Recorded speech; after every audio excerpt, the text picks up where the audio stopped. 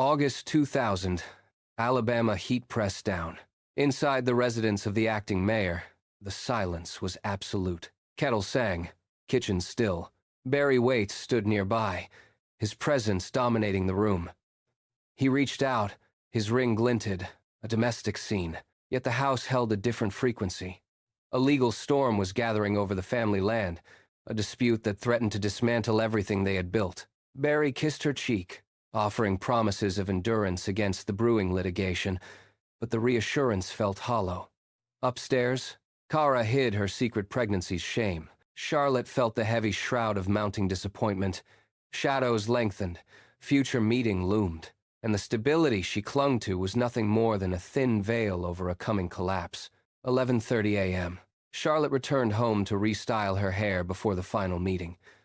She stepped into the house, the familiar quiet wrapping around her. She plugged in her dryer in the bathroom, the steady hum of the motor masking, the subtle click of the garage door opening below. She stood before the mirror, unaware of the shifting weight on the floorboards downstairs. A sharp, rhythmic groan of wood echoed up from the hallway, a sound that did not belong in an empty house. Charlotte froze. She walked to the top of the stairs, her hand gripping the smooth wood of the banister, peering into the growing gloom of the foyer. A shadow detached itself from the darkness, moving with cold, deliberate purpose. Later that afternoon, Heather pushed open the kitchen door. The house was unnaturally still. She walked into the foyer and saw the contents of a purse scattered across the floor, discarded like trash. She called out. No answer. She approached the base of the staircase, looked down. Her mother's skin felt icy. A house-shattering scream ended their world, leaving behind only the hollow silence of a crime that had just begun to unfold. Lieutenant Richard Carter stepped into the foyer, his flashlight beam cutting through the dust. He cataloged the scene. Foam at the mouth, raw scratches on the chin, and a singular red mark burned into the neck. It was a violent, desperate narrative, yet the math did not add up. Cash remained in the purse. Credit cards sat untouched on the floor. This was no robbery. It was a cold, calculated performance. In the living room, Barry Waite collapsed, his chest heaving in a rhythmic, frantic struggle for air. His face turned gray as he gripped the sofa, the weight of the tragedy appearing to crush his lungs. Investigators swept through the town, pulling at threads.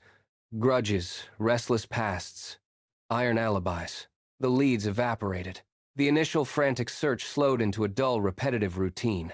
Years passed. Case cold, air heavy. Suspicion did not leave. It simply settled into the cracks of the town, an unspoken question that followed every resident through their day, waiting for the truth to surface from the fog. The truth did not emerge from a dream, but from the desperate, rotting core of a man who believed he had already won.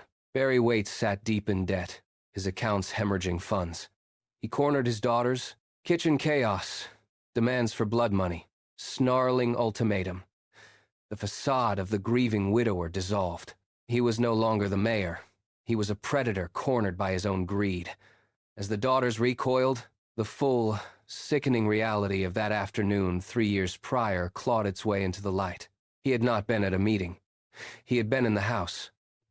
He had waited in the silence, listening to the hum of the dryer. When she appeared, he did not reach for a weapon. He used the very fabric of her own blouse, twisting the cloth until her breath vanished. He shoved her lifeless form. Daughters froze in horror. The mask was shattered, revealing the cold. Weeping killer, hands stained, wept for cameras. The gavel strike in the courtroom was the final note of a long, discordant symphony. Barry Waite traded his mayoral seat for the sterile, unyielding confines of a prison cell, sentenced to 40 years behind iron bars. The trial ended, but the silence that followed was heavy, draped over the town like a shroud. In the house where the tragedy unfolded, the air remained stagnant. The dust settled on the floorboards where the struggle once raged. Sunlight still hits the blinds, casting long, sharp lines across the kitchen. But the space feels hollowed out. There are no more whispers of inheritance or secret romances. There is only the memory of a final, fatal argument that tore a family apart. Greed leaves a stain that no legal judgment can scrub away. The house stands as a monument to lost innocence. Silent vessel. Life's echoes lost for mere coin. but the weight of what happened here lingers in the floorboards. The nightmare is done, yet the house remembers. Follow Hidden Archives to uncover more dark stories and mysteries.